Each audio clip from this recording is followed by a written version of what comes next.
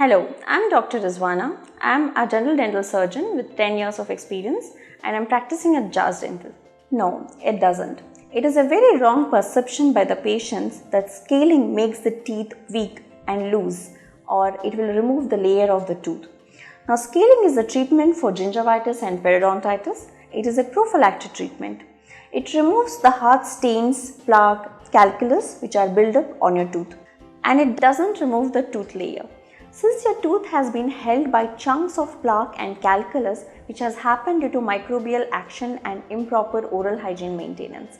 Once it is removed, you may feel the mobility of the teeth, but the gums are going to heal and the teeth will become stronger. Since there is heavy accumulation of calculus buildup, it gives a false sense of stability, which is not the case.